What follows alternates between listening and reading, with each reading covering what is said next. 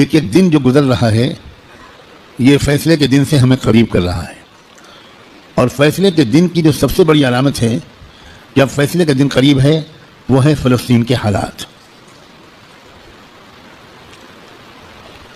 کیونکہ اب بہت بڑے بڑے واقعات ہوں گے. دجال کی آمد بھی بہت دور نہیں ہے، اور حضرت عیسیٰ کی آمد بھی بہت دور نہیں ہے، اور امام مہدی کی آمد بھی بہت دور نہیں.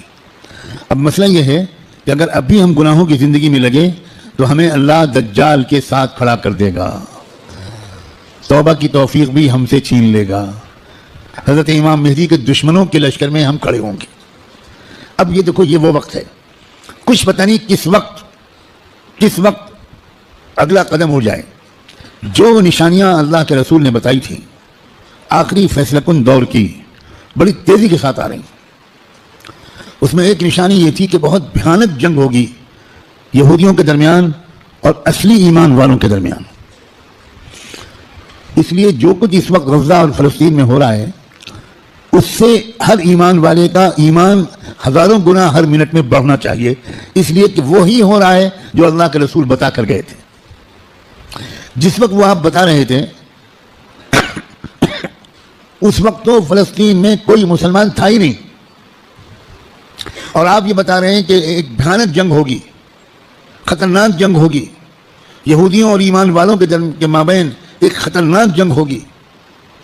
آپ بتا رہے ہیں کہ ایک علاقہ ہوگا جہاں سچے پکے مومن جان دے رہے ہوں گے اور جان لے رہے ہوں گے، قربانیاں دے رہے ہوں گے.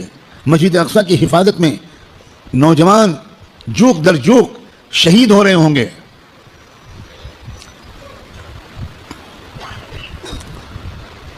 اور اللہ وہاں کے مجاہدوں سے سب سے زیادہ خوش ہوگا. اصلی ایمان والے وہیں پر ہوں گے.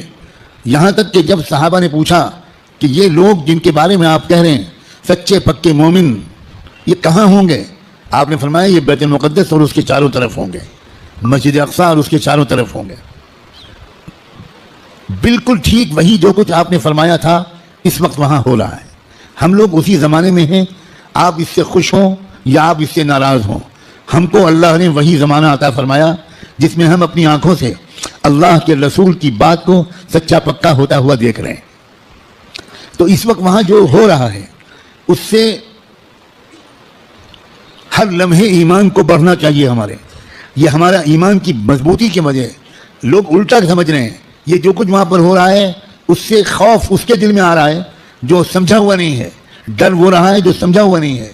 لیکن جو سمجھا ہوا ہے قرآن و حدیث کو، اللہ کے رسول کی باتوں کو، وہ یہ کہہ رہا ہے کہ یہی تو وہ فرمایا تھا اللہ کے رسول نے، جو ہو رہا ہے وہی ہو رہا ہے جو اللہ کے رسول فرما کر گئے تھے.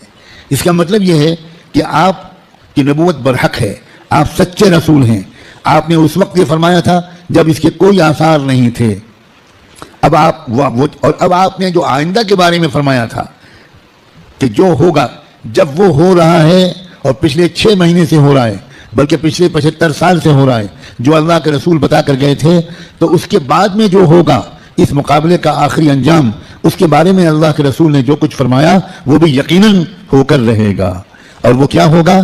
وہ یہ ہوگا کہ اللہ کے کلمے کا بول بالا وہاں سے پھیلنا شروع ہو کر پورے عالم کی ہر کچی پکے گھر میں اللہ کا کلمہ داخل ہوگا. پوری زمین پر انصاف کا نظام قائم ہوگا، اللہ کا حکم چلے گا، باطل ٹوٹے گا، حق کا غلبہ ہوگا. ایمان والوں کو اللہ تعالیٰ عزت، حکومت، اقتدار، طاقت، غلبہ دیں گے، ان کی قربانیوں کے انعام کے طور پر ضرور دیں گے. اور پھر دجال کا قتل ہوگا، دجال سے چھٹکارا ملے گا.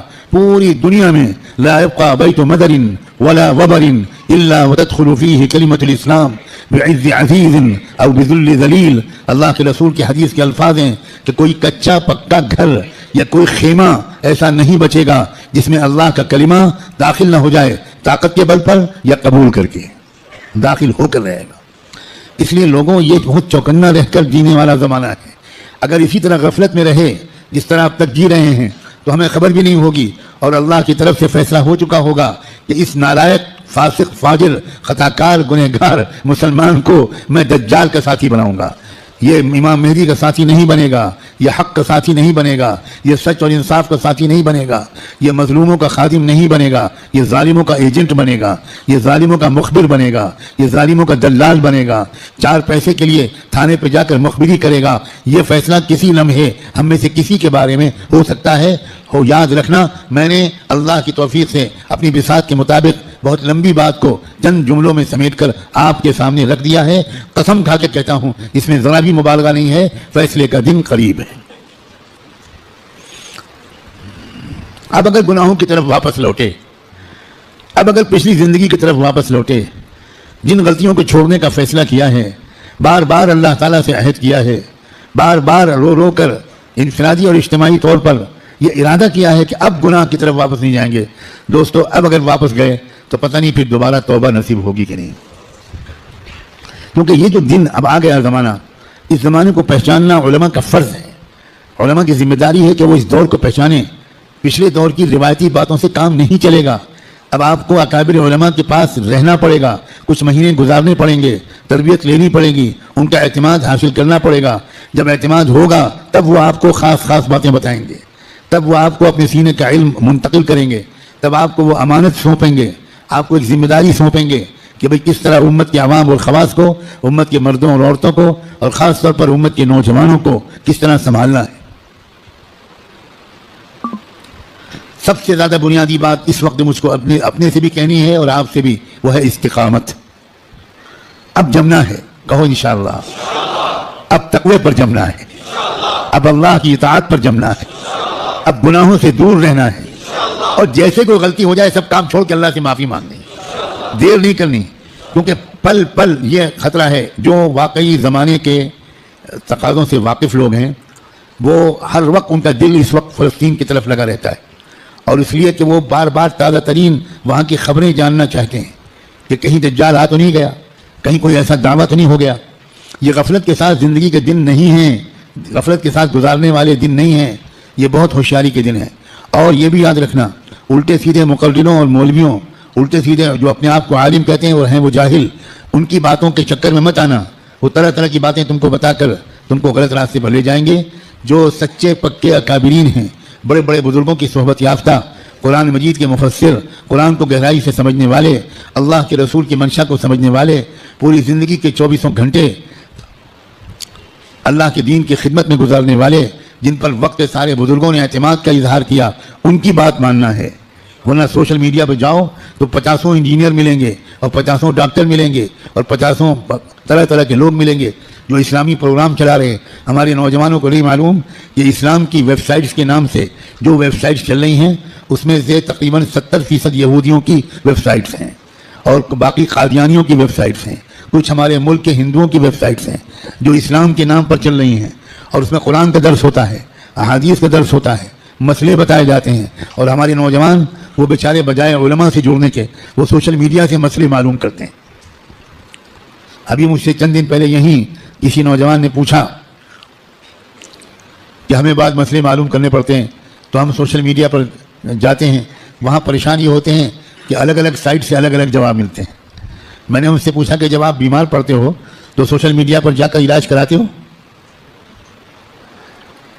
آپ کو کینسر ہو جائے تو آپ فوراً سوشل میڈیا کی سائٹ کھولو کہ ٹریٹمنٹ آف کینسر، اور علاج شروع کرو، تو اتنا ضرور فائدہ ہوگا اس علاج سے کہ اگر وہ علاج نہ کراتے تو 2 سال گھر والوں کو تیمارداری کرنی پڑتی۔ سوشل میڈیا کے علاج سے انشاءاللہ بہت جلدی گھر والوں کی پریشانی دور ہو جائے گی۔ جب آپ کو کوئی مقدمہ لڑنا ہو، کوئی عدالت کا مسئلہ قانون کا ہو، تو آپ کس کے پاس جاتے ہو؟ کسی انجینئر کے پاس؟